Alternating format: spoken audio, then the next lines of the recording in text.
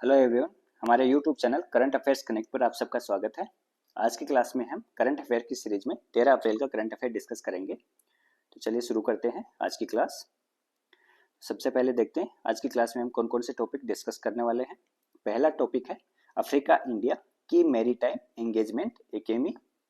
दूसरा टॉपिक है स्वदेशी रूप से विकसित under water acoustic test facility को अंतर्राष्ट्रीय प्रमाणन। तीसरा टॉपिक है सेना प्रमुख द्वारा जालंधर में 4 भूतपूर्व सैनिक वेटरन अचीवर्स अवार्ड से सम्मानित।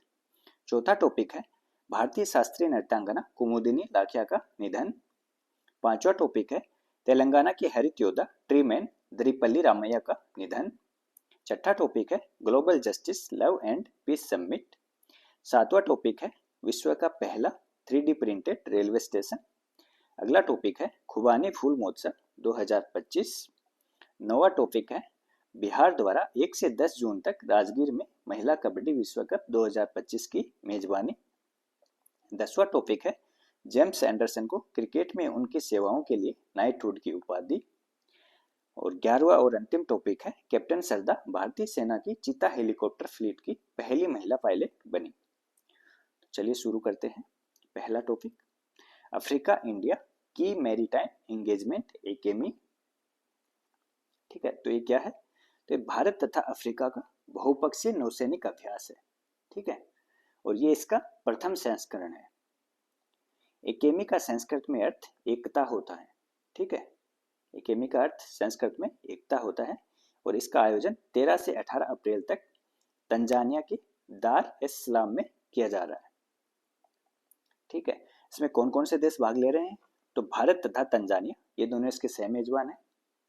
ठीक है, इसकी मेजबानी भारत और तंजानिया द्वारा मिलकर की जा रही है।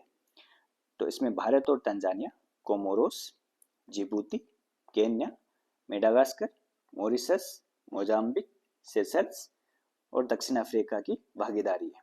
ठीक है, तो इसमें भारत और 9 अफ्रीकी देश भाग ले रहे हैं। इसमें भारतीय सेना के जहाज INS चेन्नई, INS केसरी जो कि एक लैंडिंग शिप टैंक है, और INS सुनैना इस अभ्यास में भाग ले रहे हैं। एकेमी 25 के बंदरगाह चरण में एक उद्घाटन समारोह और डेक रिसेप्शन शामिल होगा, जबकि 16 से 18 अप्रैल तक निर्धारित समुद्री चरण में भाग लेने वाले देशों के बीच समुद्री सुरक्षा सहयोग को मजबूत करने पर ध्यान केंद्रित किया जाएगा। अगला टॉपिक है स्वदेशी रूप से विकसित under water acoustic test facility को अंतर्राष्ट्रीय प्रमाणन। तो ये कहाँ स्थित है? तो ये राष्ट्रीय महासागर प्रौद्योगिकी संस्थान NIOT चेन्नई में पृथ्वी विज्ञान मंत्रालय के तहत 2004 में स्थापित किया गया था।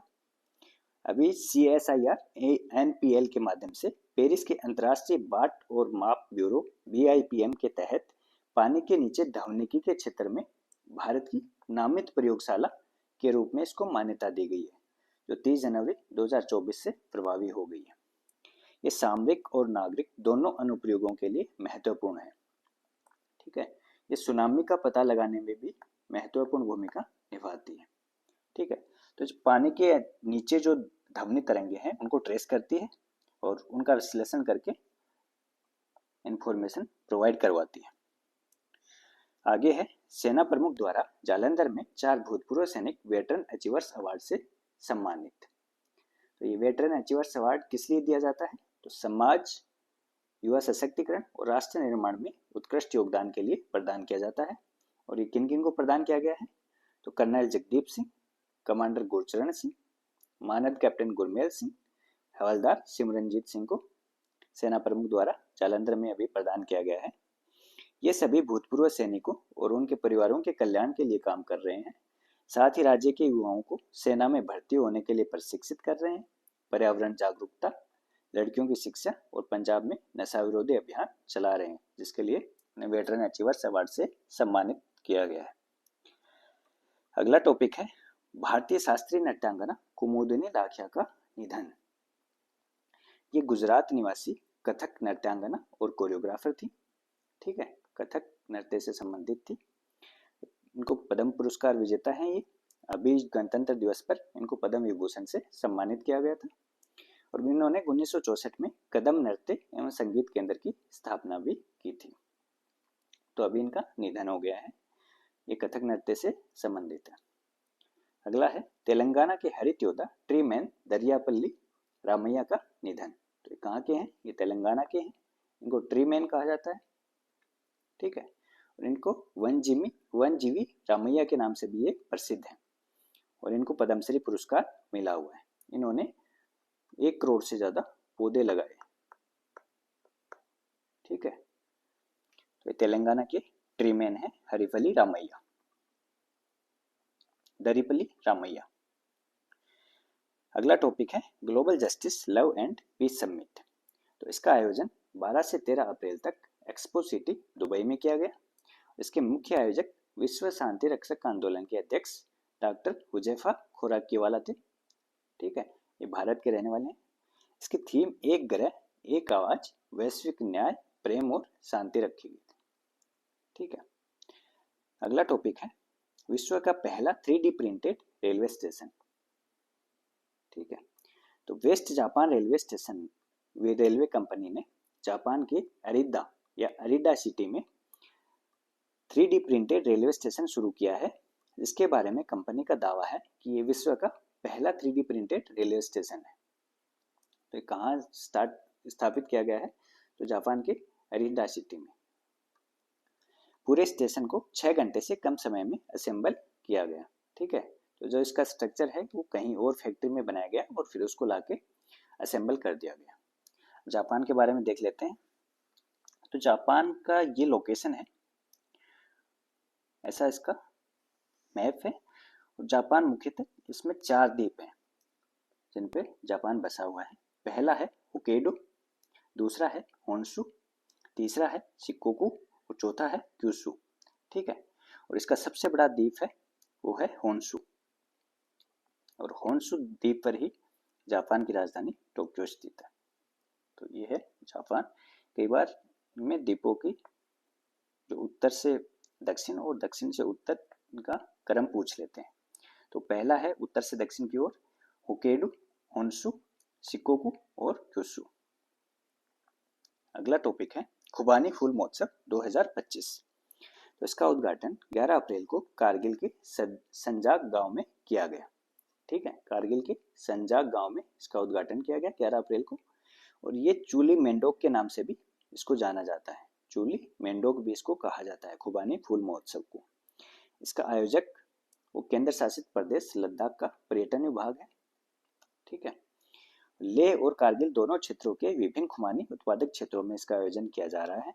इसका उद्देश्य लद्दाख में पर्यटन को बढ़ावा देना है और इसका समापन 4 मई को तारगांव में होगा, ठीक है।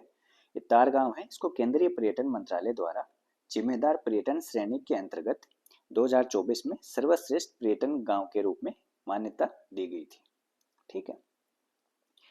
लद्दाख है वो देश में खुबानी के सबसे बड़े उत्पादकों में से एक है, इसलिए वहां पे खुबानी फूल महोत्सव का आयोजन किया जा रहा है। अगला टॉपिक है बिहार द्वारा 1 से 10 जून तक राजगीर में महिला कबड्डी विश्व कप 2025 की मेजबानी, ठीक है। तो amateur kabaddi federation of India AKFI और बिहार राज्य खेल प्राधिकरण के बीच इसके लिए एक समझौता ज्ञापन पर हस्ताक्षर किए गए हैं। बिहार द्वारा दूसरी बार महिला कबड्डी विश्व कप की मेजबानी की जाएगी और महिला विश्व कप में कुल 14 टीमें भाग लेंगी और इसका आयोजन राजगीर स्थित अंतर्राष्ट्रीय खेल परिसर में किया जाएगा। अभी कुछ दिन पहले भारत ने एक कबड्डी वर्ल्ड कप में महिला और पुरुष दोनों वर्गों में गोल्ड जीता था, तो वो दूसरा है, वो विश्व कबड्डी द्वारा उसका आयोजन करवाया जा रहा है, ठीक है, विश्व कबड्डी। और इसका आयोजन एमच्योर कबड्डी फेडरेशन ऑफ इंडिया द्वारा करवाया जा रहा है। अगला टॉपिक है जेम्स एंडरसन को क्रिकेट में उनकी सेवाओं के लिए नाइटहुड की उपाधि। तो ये इंग्लैंड के पूर्व तेज गेंदबाज हैं, क्रिकेटर हैं, ठीक है। और टेस्ट क्रिकेट में इंग्लैंड के सर्वकालिक सबसे ज्यादा विकेट लेने वाले गेंदबाज हैं। 704 विकेट इन्होंने टेस्ट क्रिकेट में लिए हैं। ये उपाधि पूर्व ब्रिटिश प्रधानमंत्री ऋषि सुनक की त्यागपत्र सम्मान सूची का हिस्सा है। अब ये त्यागपत्र सम्मान सूची होती क्या है?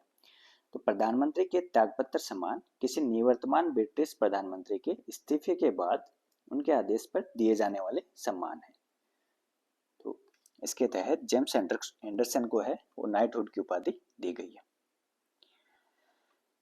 अंतिम टॉपिक है कैप्टन सरदा भारतीय सेना की चीता हेलीकॉप्टर फ्लीट की पहली महिला पायलट बनी है। तो कौन बनी है? कैप्टन सरदा भारतीय सेना की चीता हेलीकॉप्टर फ्लीट की पहली महिला पायलट बनी है। तो ये थी आज की क्लास। अगर क्लास आपको पसंद आई हो तो शेयर, सब्सक्राइब और लाइक जरूर कीजिएगा। मिलते हैं अगली क्लास में। Thank you.